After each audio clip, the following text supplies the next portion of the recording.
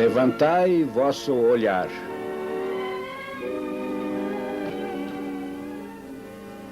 Esta é a história da Igreja do Evangelho Quadrangular no Brasil.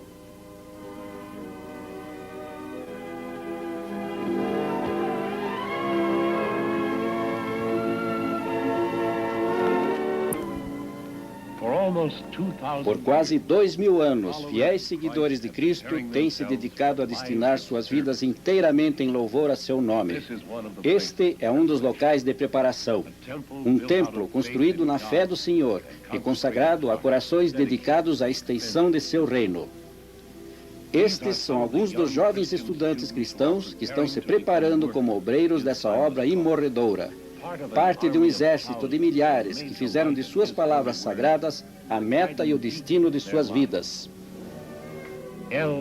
Life, L-I-F-E, vida, o farol do evangelismo quadrangular internacional. E estes são os que hoje guardam essa luz. Unidos por uma fé comum, suas vidas formam parte de uma sólida corrente de devoção que transcende o tempo e vem desde os primórdios da era cristã.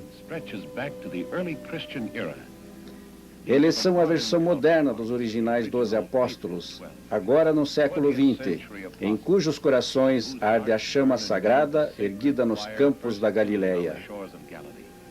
Hoje, como naqueles tempos, eles creem que todo homem redimido pelo sangue do Cordeiro tem a obrigação de lutar pela salvação de seus irmãos nos mais distantes lugares da terra.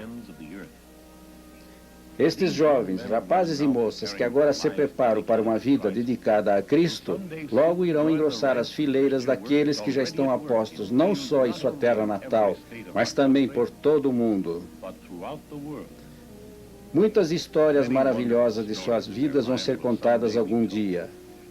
Como a que vamos contar de dois deles que um dia estudaram neste mesmo lugar. Esta é a história inspiradora de dois desses dedicados obreiros do Senhor, chamados América do Sul. Harold e Mary Williams, sua esposa, cuja chama pentecostal inflamou milhares de corações no Brasil e os levou para Cristo. Concluindo os estudos no IBQ dos Estados Unidos, seu primeiro compromisso no exterior foi nas selvas da Bolívia, onde pregaram a palavra do Senhor por um ano. Por alguma estranha razão, eles acharam que este não era exatamente o lugar onde o Senhor os desejava. E depois de orarem pela orientação divina, eles desceram pelo rio Amazonas. Seu destino não sabiam. O futuro nas mãos de Deus. O Amazonas é um dos maiores rios da Terra, nascendo nas encostas dos Andes, fluindo por quase 6.000 quilômetros até o mar. Enquanto o rio os levava para um destino desconhecido, eles mal sabiam que o Senhor os estava preparando para um ministério moldado nos desígnios do Novo Testamento. Pelo majestoso Amazonas, eles viajaram, com uma parada na cidade de Belém, mas ainda inquietos e insatisfeitos, embarcaram no navio da costeira e prosseguiram pela longa costa brasileira, parando algumas vezes em busca de um lugar onde suas vidas pudessem ter uma real motivação para ele. Seria em Fortaleza? Ou em Recife? Ou Salvador? Ou talvez ainda Rio de Janeiro?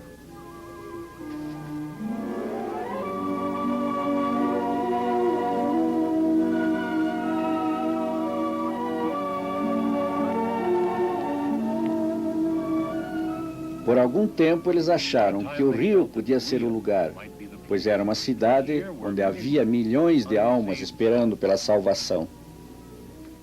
Mas, à medida que percorriam esta cidade cosmopolita com sua arquitetura moderna e suas belas e amplas avenidas, voltaram a sentir a mesma inquietude. Aqui haveria oportunidade de trabalhar por Cristo, é verdade, mas, de algum modo, viram que as portas abertas que esperavam encontrar não existiam. Este era o deslumbrante e agitado Brasil dos turistas, a fabulosa cidade das calçadas de mosaico e da famosa praia de Copacabana. Esta era a Paris da América do Sul, a Meca para os que vinham do mundo todo em busca de prazer, identificada pelo inconfundível Pão de Açúcar, guardando a entrada da Baía da Guanabara. Sim, esta era a cidade de muitas atrações turísticas, sendo a mais famosa o bondinho aéreo que leva ao Pão de Açúcar. Mas até essa, mesmo com as belas paisagens vistas do alto daquela montanha, não pôde ser apreciada dessa vez por Mary e Harold Williams, porque havia coisas mais sérias oprimindo seus corações.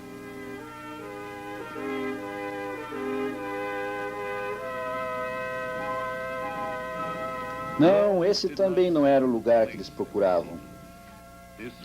Este era o Brasil do lazer e do comércio, dos políticos e do governo, do comércio externo e atividades diplomáticas. Aqui a religiosidade do povo parecia distante, esquecida, e o zelo cristão que devia aquecer seus corações parecia duro como a rocha da montanha. Assim, ainda esperando por um sinal divino, Harold e Mary Williams resolveram continuar, mais uma vez. Embarcaram novamente e foram seguindo mais para o sul, do rio para o Porto do Café de Santos.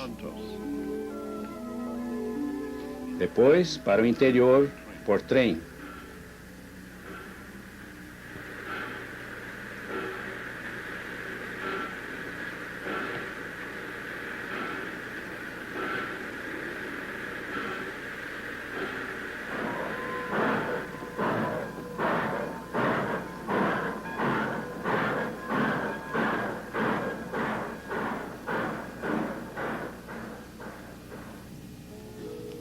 Assim chegaram a São Paulo, o grande centro industrial da América do Sul.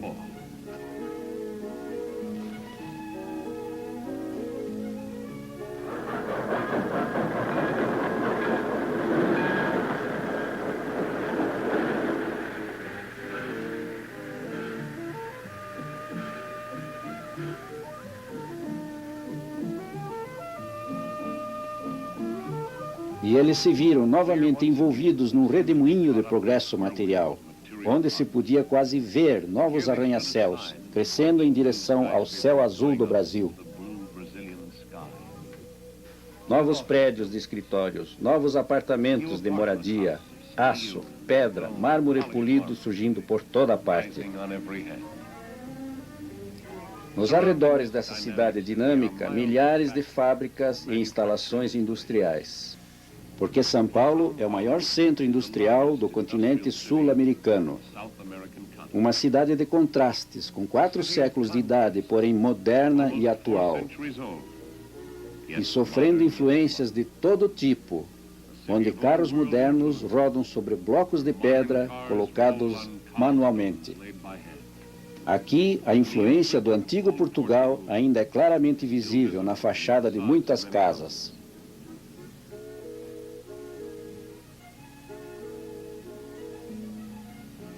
Mais uma vez, o casal Williams teve aquele estranho sentimento de insatisfação.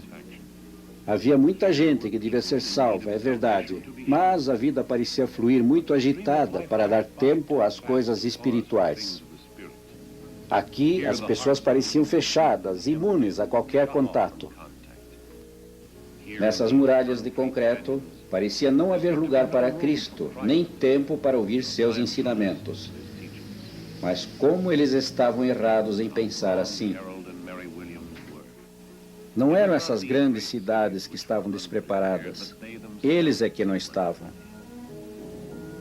Quando decidiram deixar São Paulo, eles mal sabiam que um dia o Senhor os faria voltar aqui, que nesta cidade do apóstolo Paulo teria início uma chama pentecostal que iria se espalhar por todo o Brasil. E assim, guiados pelo Senhor sem o saberem, Esses missionários da Igreja do Evangelho Quadrangular deixaram São Paulo, ainda em busca de um lugar onde pudessem testemunhar seu nome.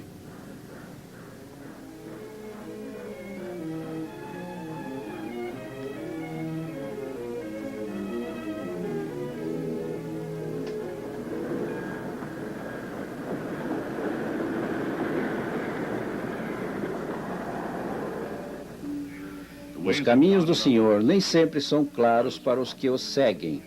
Quando a família Williams chegou à sua destinação seguinte, eles não sabiam o que lhes estava reservado. Mas aqui, na pequena cidade de Poços de Caldas, foi o início de anos de muita preparação para a grande tarefa que viria.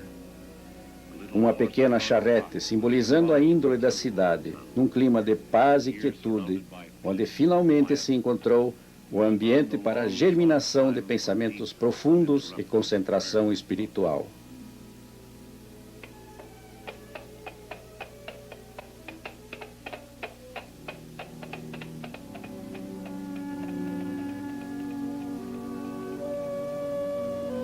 A primeira barreira que o missionário tem que remover é a barreira da comunicação.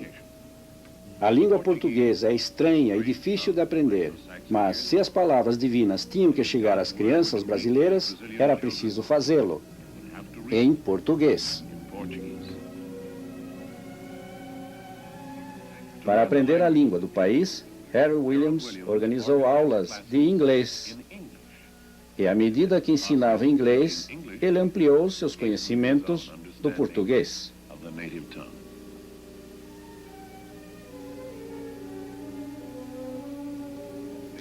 Eu coloco minha mão sobre o livro e ponho o livro sobre a mesa. Era um processo lento, mas onde há uma vontade, há um caminho. E logo suas palavras iam fáceis e todos o compreendiam.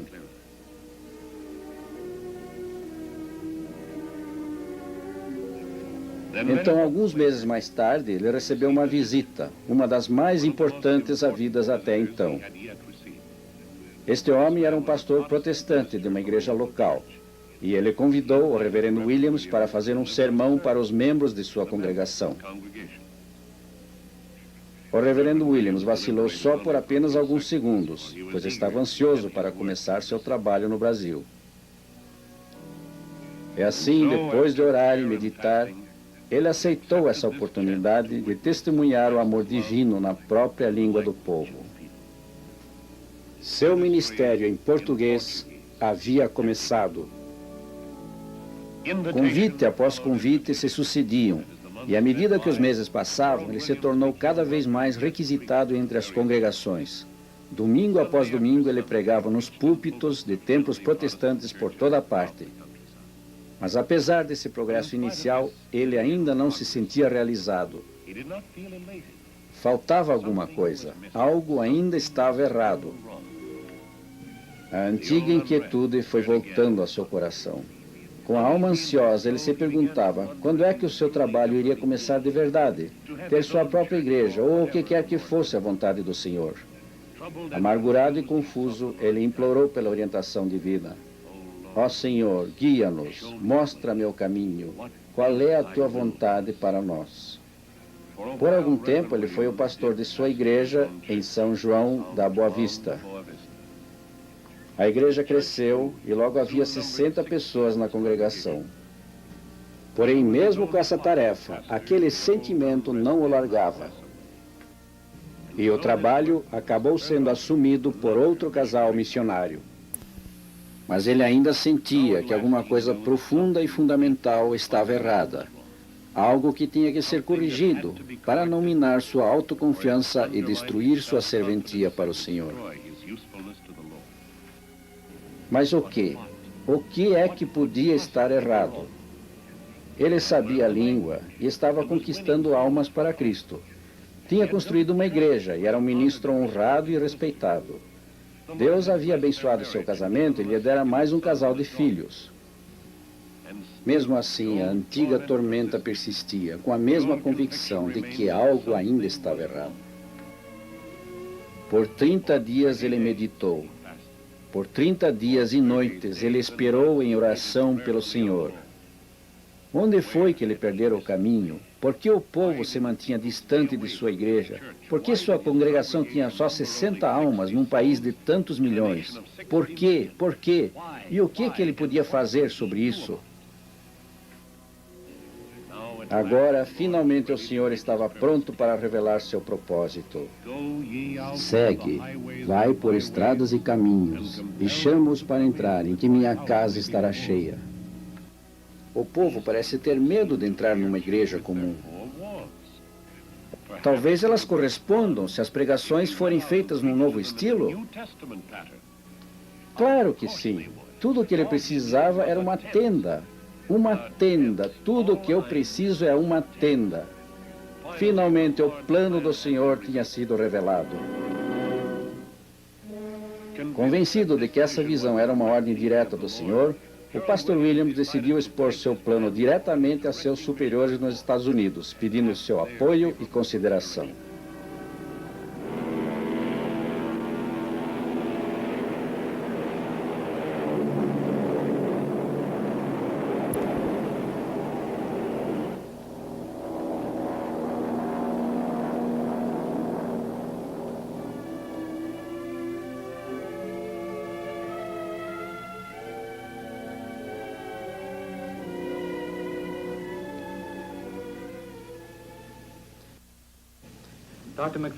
Lá ele entrevistou-se com o Dr. McPherson e demais membros do conselho para um pedido todo especial referente ao trabalho no Brasil.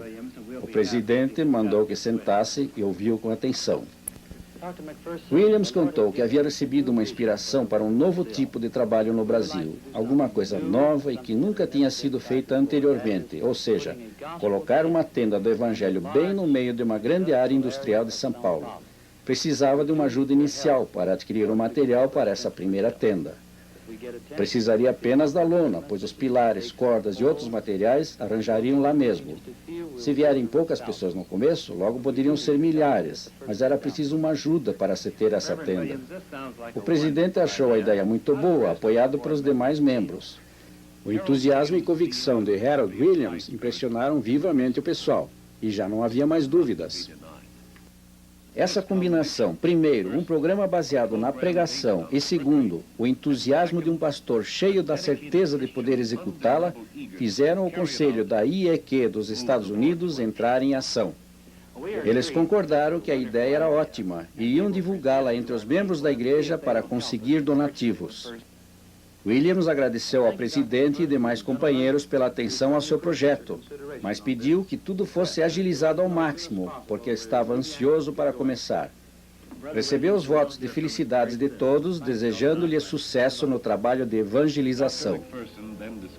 O presidente analisou os detalhes do plano com seus companheiros e pediu que todos colaborassem na campanha de arrecadação de fundos, que foi feita e que resultou na primeira tenda da Igreja do Evangelho Quadrangular do Brasil. O Dr. McPherson transmitiu o plano aos membros principais da igreja para sua decisão final. Explicou as maravilhosas possibilidades que o programa oferecia no sentido de ampliar o reino de Cristo no Brasil. Pediu a todos o apoio através de orações e auxílio financeiro. Nas igrejas, não só de Los Angeles, mas de todo o país, líderes, leigos e pastores captaram a visão e fizeram apelos entre os membros de suas congregações. E o povo escutou e começou a entender o que poderia significar o ministério das tendas no Brasil. Nas reuniões da mocidade da igreja, o desafio era lançado entre os participantes. Era a oportunidade de cada um poder participar numa causa de longo alcance e enorme significado. Em muitas e muitas reuniões desse tipo, os jovens começaram a ouvir e responder ao chamado de Cristo. Crianças também eram convidadas a participar. Para elas, contava-se a história de modo mais simples. Iremos aos pontos mais distantes da terra para contar as boas novas, como foi feito pelo Salvador há 2000 anos. Eles ajudaram com moedas e pequenas quantias. E cada criança que ajudou assinava o nome num pedaço de lona que depois seria costurado na tenda de reavivamento. Como de costume, os dedicados membros da igreja responderam de coração aberto. Depois de algumas semanas, já havia dinheiro suficiente para comprar a primeira tenda para a cruzada de reavivamento no Brasil.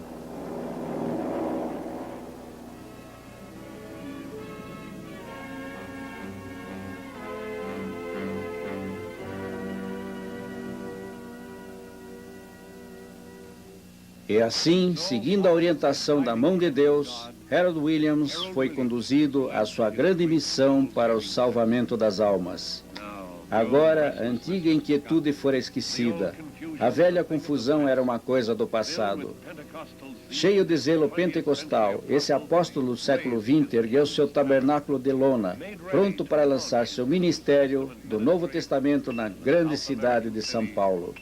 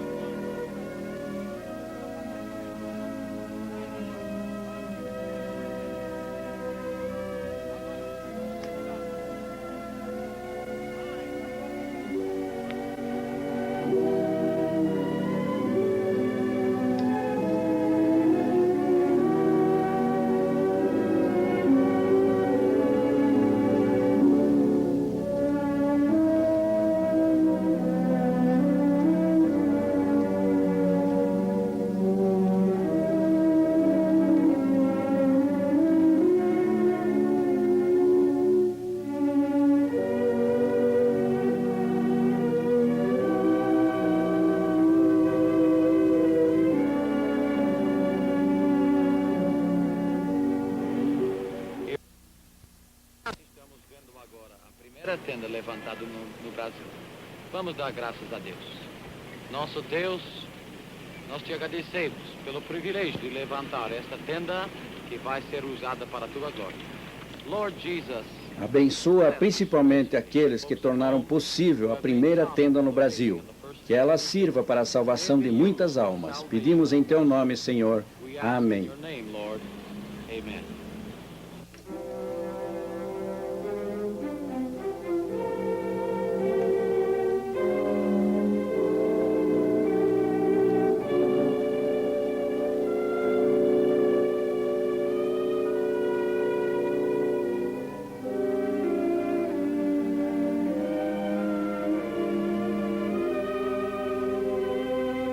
Quando tudo estava pronto, Harold e Mary Williams saíram pelas ruas convidando diretamente as pessoas do povo. Cada contato pessoal era feito em seu santo nome.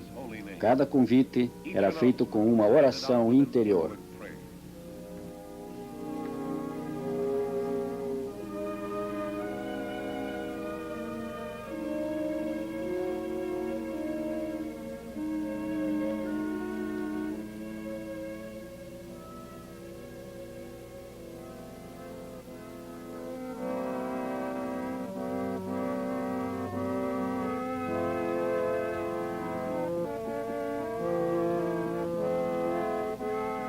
Havia chegado o grande momento, depois de anos de preparação.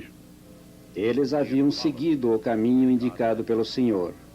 Tinham se esforçado por compreender e seguir sua vontade. Mas depois de tudo aquilo, qual seria o resultado?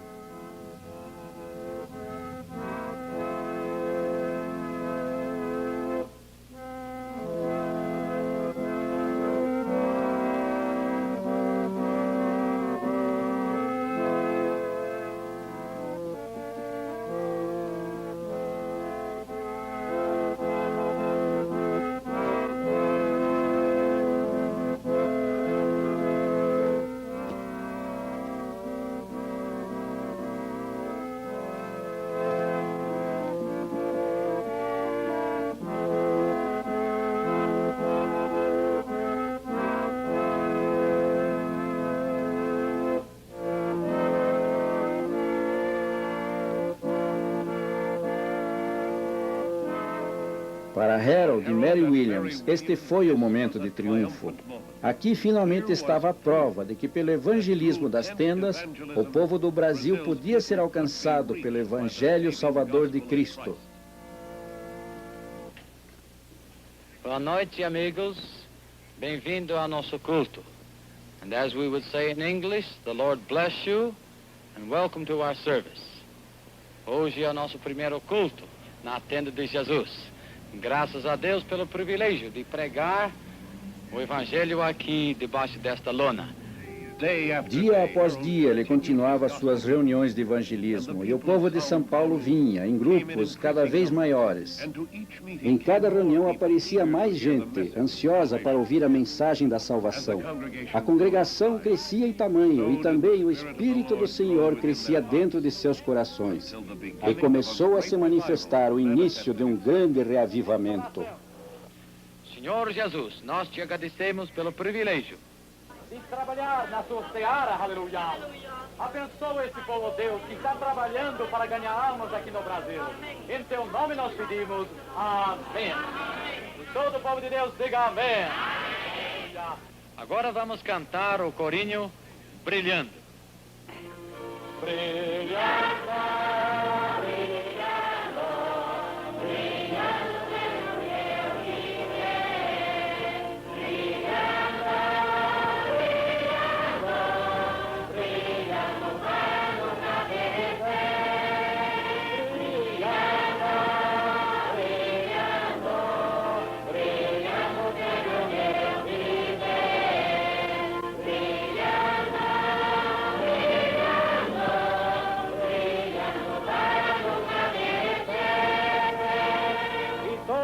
Que ama Deus, diga aleluia.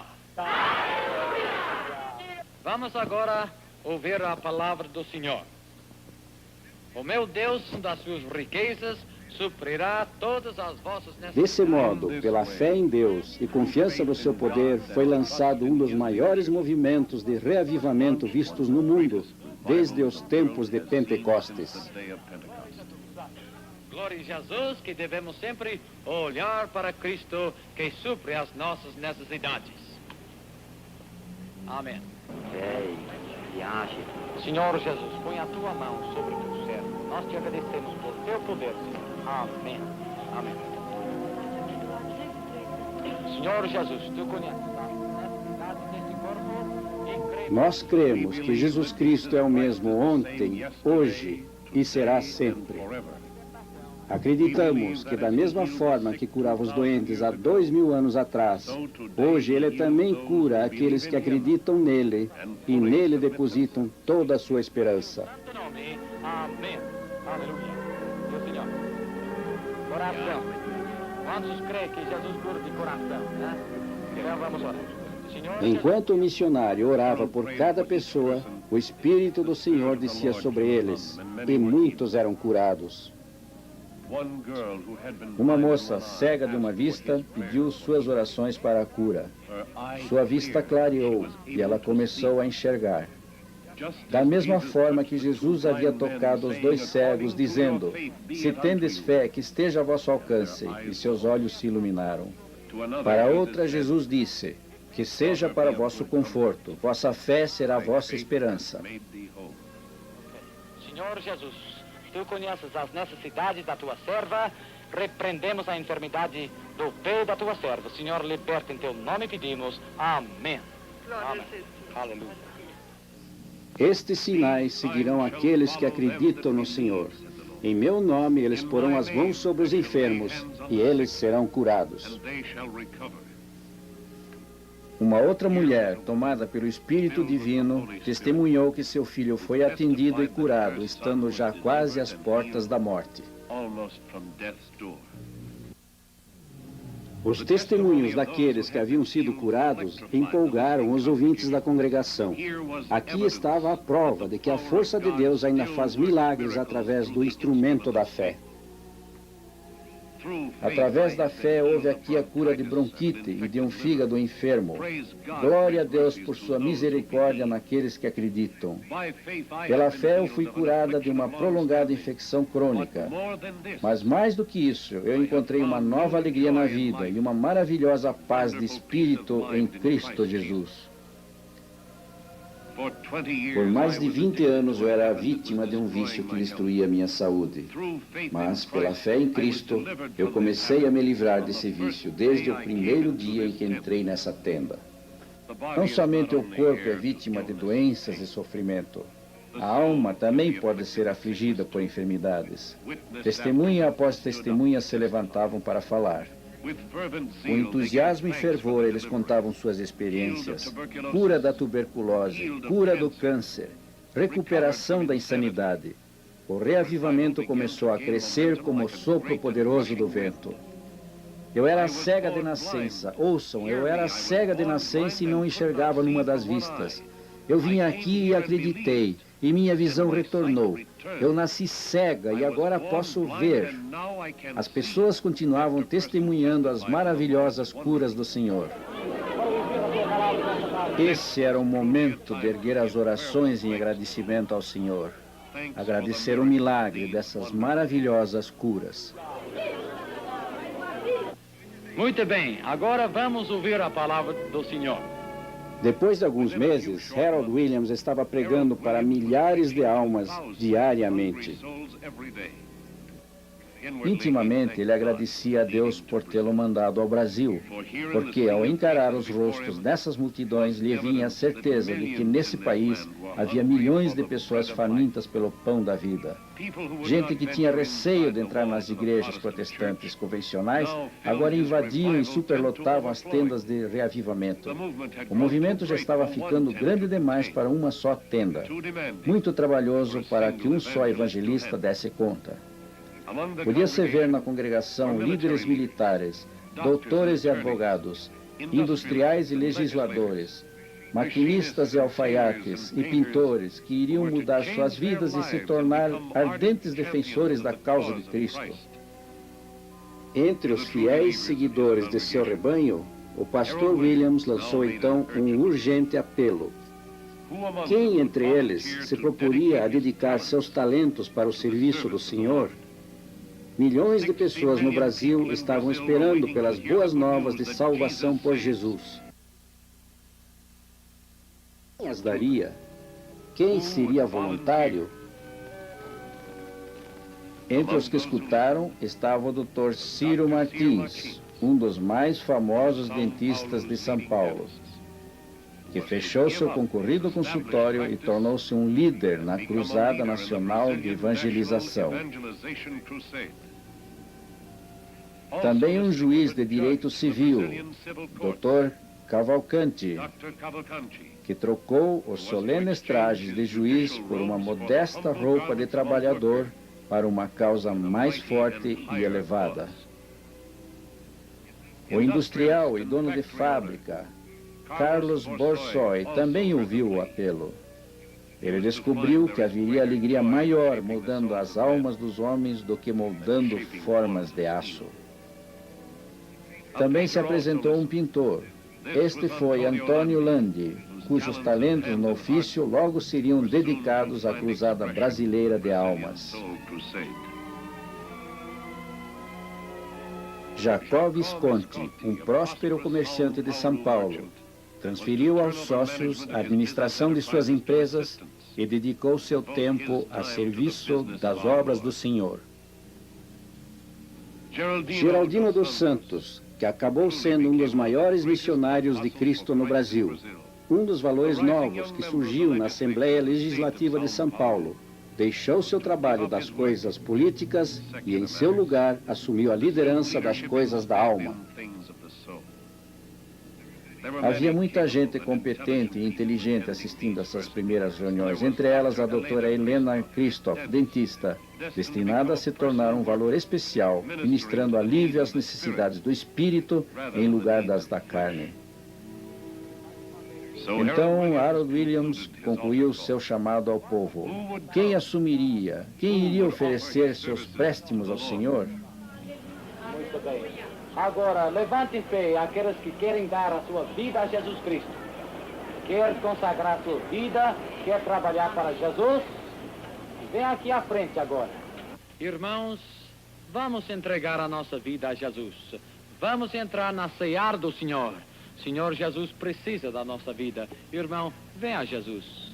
Vem aqui à frente. Como os que primeiro responderam ao chamado dos primeiros apóstolos, agora os fiéis se levantavam e vinham para a frente. Gente de todas as classes sociais, gente não iniciada em doutrina e teologia, gente trazendo apenas sua fé para ser guiada.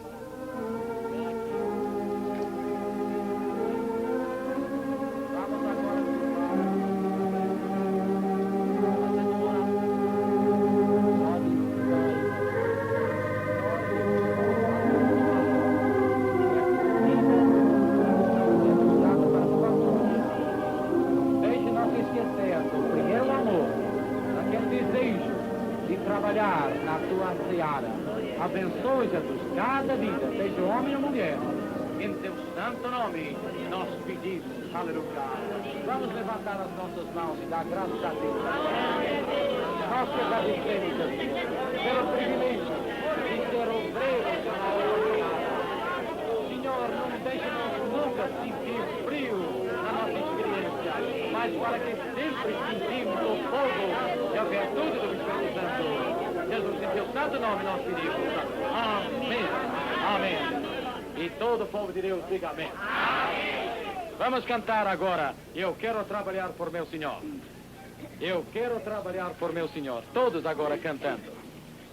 Eu quero trabalhar por meu Senhor, levando a mensagem de amor. Quero levantar e orar e ocupado sempre estar na ceia. Levante a mão e canta. Trabalhar e orar na seara do Senhor. Meu desejo é orar e ocupado sempre estar na seara do Senhor. Mais uma vez, todos que querem dedicar a sua vida a Jesus, diga aleluia. E assim o Senhor atendeu à necessidade de conseguir líderes para continuar seu trabalho. Como o primeiro missionário, Paulo, que preparou os primeiros líderes da igreja nos campos, também o pastor Williams instruiu aqueles que ofereceram seus serviços. Com enorme fé, esses membros da cruzada do século XX prepararam-se para avançar sua causa. Vida a vida eles trabalharam, face a face, como manda o Novo Testamento. Havia realmente uma grande dedicação, e esses homens e mulheres sabiam que nem tudo seria fácil. Mas sua consagração ao Senhor, sua visão e fé os elevaram a realizações muito acima dos limites humanos. E assim eles trabalharam, carregando sua fé para dentro dos lares do povo. Desse modo, pelo esforço pessoal dos dedicados crentes, o reavivamento no Brasil começou a se expandir quando mais obreiros também aceitaram o desafio, deixando de lado seus interesses mundanos para buscar um relacionamento mais perto de Deus. Esse muito conceituado oficial de alta patente do Exército Brasileiro tornou-se um líder e pregador cristão. O juiz Cavalcante passou a dedicar seu tempo debruçado sobre os assuntos legais para todo o trabalho no Brasil. Para cuidar dos pilares e armar uma tenda, precisa-se apenas de homens com a coragem de suas convicções e a determinação de usar um machado. O homem que vemos não é muito hábil no machado, mas o que lhe falta em experiência, ele compensa com o zelo e entusiasmo cristãos. Ele logo consegue colocar o reforço na tenda e em seguida está pronto para começar seu ministério. Tua alma está ferida, magoado o coração, a tristeza já se apoderou de ti. Escuta, meu amigo, Jesus vos fala assim: ó cansados e oprimidos, vinde a mim. Tomai sobre vós o meu jugo, e eu vos aliviarei, e descanso vossas almas gozarão. Pois o meu fardo é leve, meu jugo é suave, paz perfeita vós tereis no coração. Como testemunhas do Senhor Jesus, anunciamos nas tendas, nas igrejas da Cruzada Nacional. No desenvolvimento da Cruzada de Reavivamento no Brasil, o Senhor revela uma verdade que não podemos esquecer. E essa verdade é: Ele não dá preferência a uma só pessoa. Se Ele acende a chama no coração de um homem, Ele também o fará no coração de outros. Estes homens que começam a pregar em nome do Senhor, logo o farão de uma maneira que jamais pensavam conseguir. As pessoas ouvem ansiosas, ouvem a palavra e são assim levadas ao trono de nosso Senhor. Estes homens se tornaram e agora são apóstolos do século XX, iguais a Pedro, José e João e os outros discípulos de Jesus. Essa cruzada brasileira é semelhante ao primeiro trabalho do ministério de nosso Senhor, quando Ele mandou os apóstolos para falarem em seu nome para as multidões.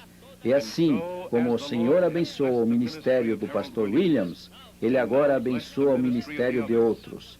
Através desses homens e outros como eles, o Senhor está derramando suas bênçãos sobre o Brasil hoje em dia.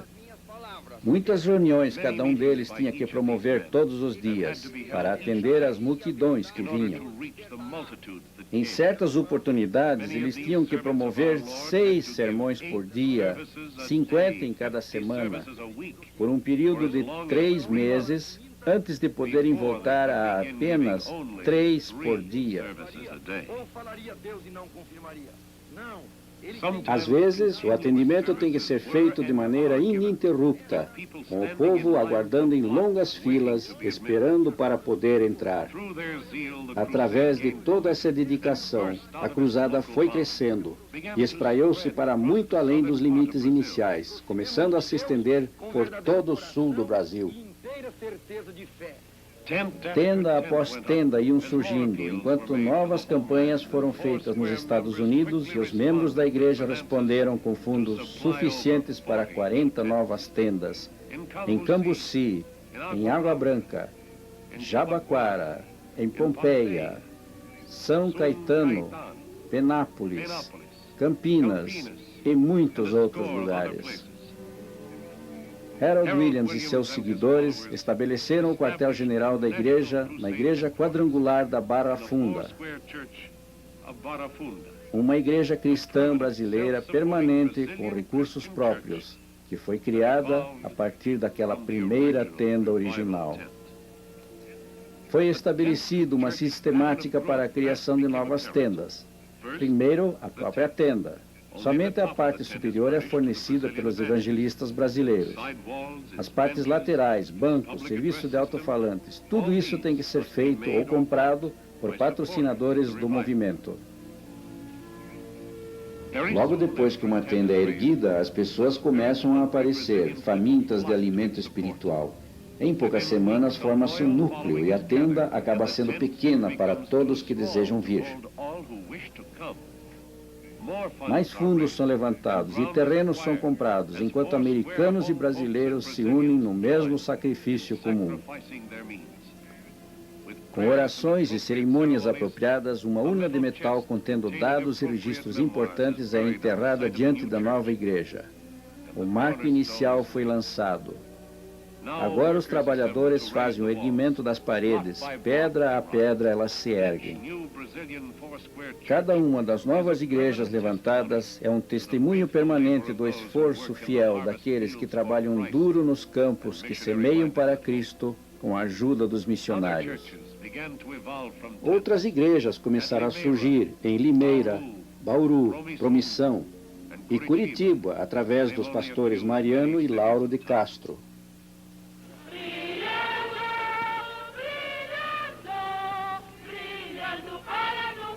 Cada domingo, quando termina o culto, ou sempre que é possível, muitos membros caminham pelas ruas com megafones cantando hinos da igreja. E para contar a outros seu júbilo pelo encontro com Jesus Cristo. Essa é uma típica passeata com megafones feita no Brasil hoje em dia, de maneira contínua. Geralmente isso é feito pelos membros mais jovens. Entre os moradores são distribuídos folhetos e eles são convidados para as reuniões nas tendas. A acolhida a esse tipo de trabalho tem sido impressionante.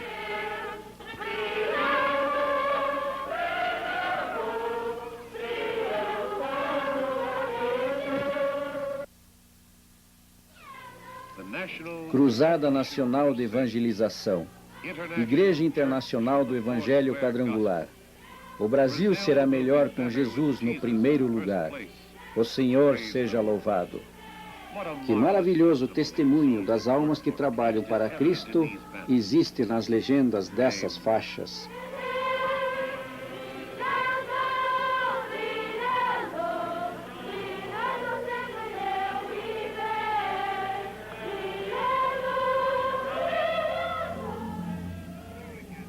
Aqui um outro testemunho da força de Deus que trabalha nos corações do povo no Brasil. Vejam as Bíblias nas mãos de quase todos os adultos. Bíblias que eles aprenderam a amar, porque eles aprenderam o significado das preciosas palavras da vida.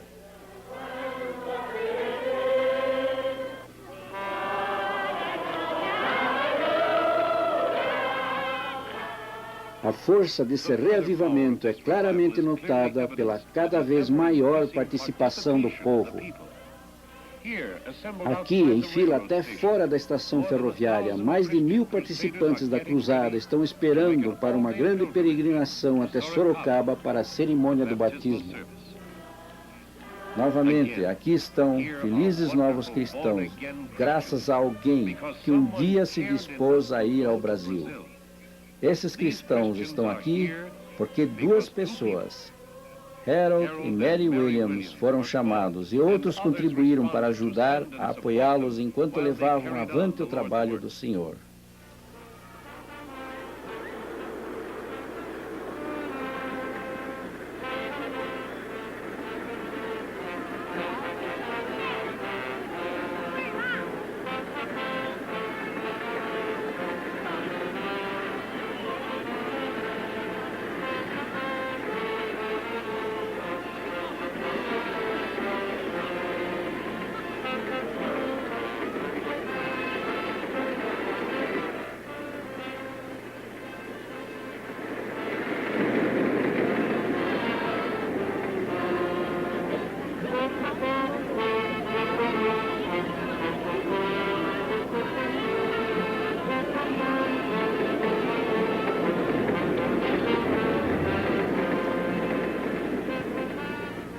Essa entusiástica aceitação do Evangelho e suas empolgantes expressões públicas de fé provam que todo homem que está em Cristo, este é um novo pregador. Ouçam essas vozes em seu louvor. Já não há como duvidar. Ao ver esses novos cristãos renascidos da capital de São Paulo a marchar pelas ruas de Sorocaba, o povo dessa cidade vê a luz do amor de Deus brilhando em suas faces e também se sente tocado. Aqui também, a boa semente desses testemunhos se espalha. Jesus disse que aqueles que creem nele serão salvos. Aleluia. Brilhando para Cristo no Brasil. Homens e mulheres em números cada vez maiores estão sendo salvos e batizados, recebendo o batismo do Espírito Santo, vivenciando uma completa mudança em si, experimentando um novo nascimento em suas almas.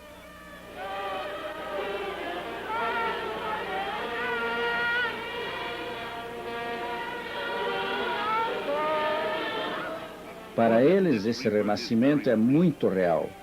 Por causa dele, eles estão tomados de novos desejos, novas inspirações, uma nova maneira de encarar a vida.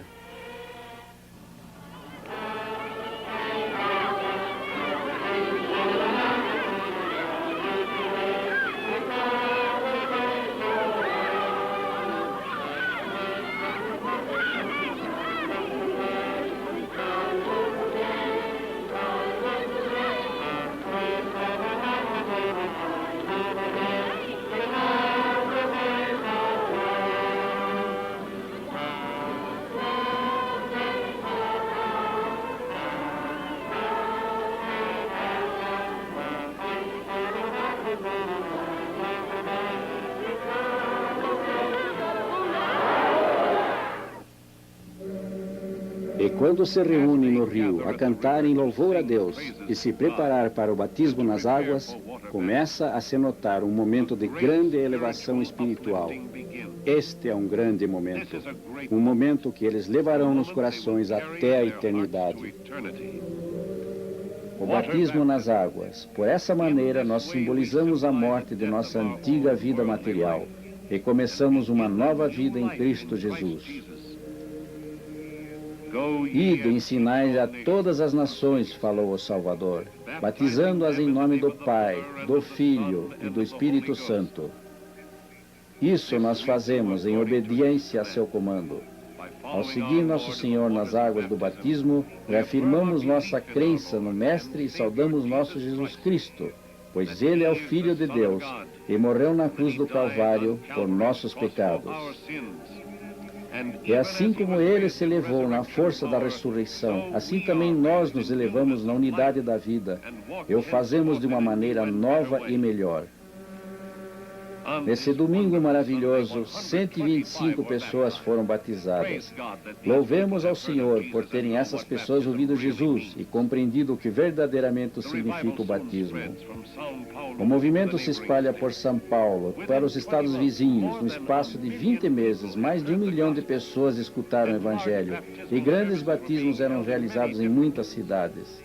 Não aos pares, não em grupos de 10 ou 20, mas a centenas, cantando, cheios de alegria, eles chegavam. Homens, mulheres, rapazes e moças, jovens e velhos juntos.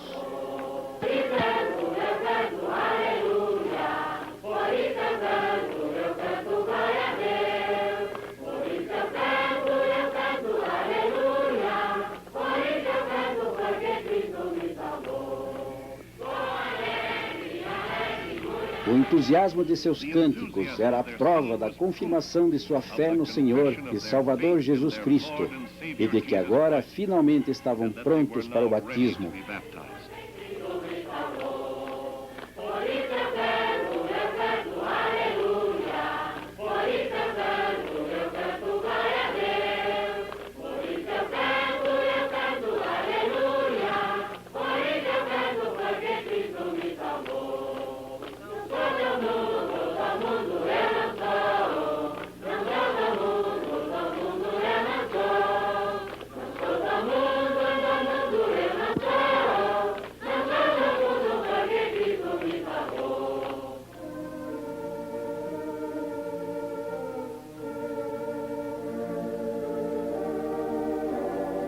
Estas imagens mostram seu desejo de se juntarem a Cristo pelo batismo e também de crescerem com Ele pela fé em Deus Pai.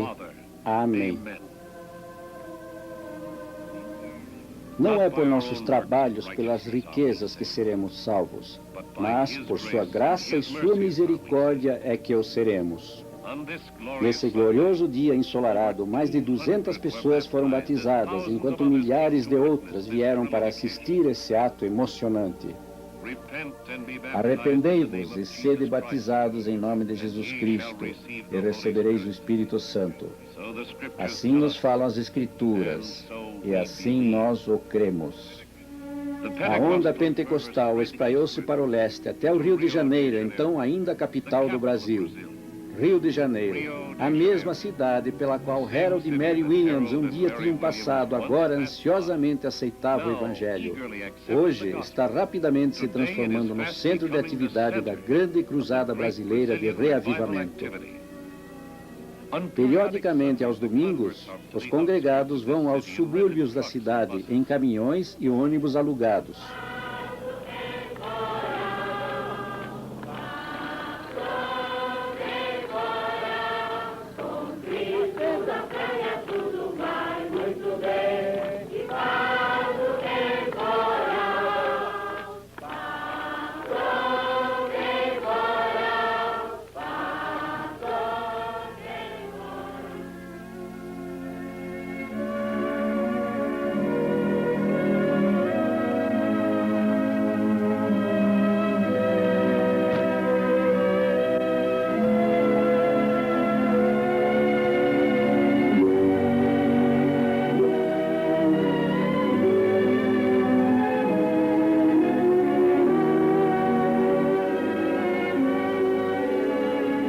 Chegando em grupos numerosos, eles se colocam em ambas as margens dos riachos.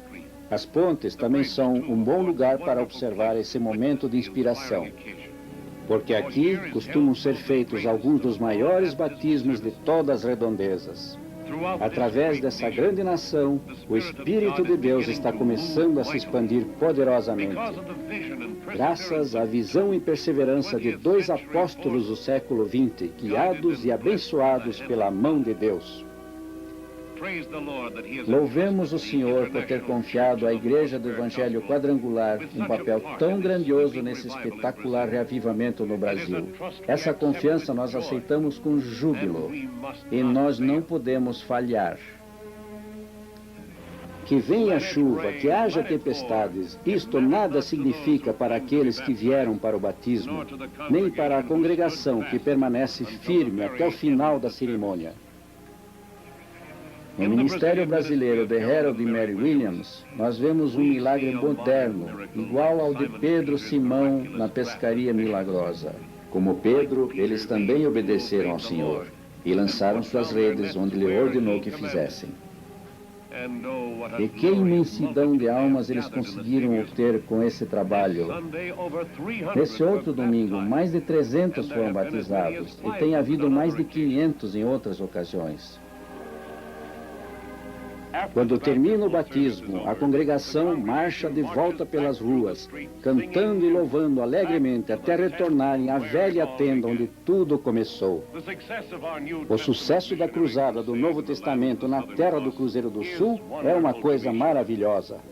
Mas não podemos dar por terminada a nossa missão nas terras brasileiras, porque ainda falta muito a fazer no Brasil. No entanto, nessa grande cruzada, a obra apenas começou.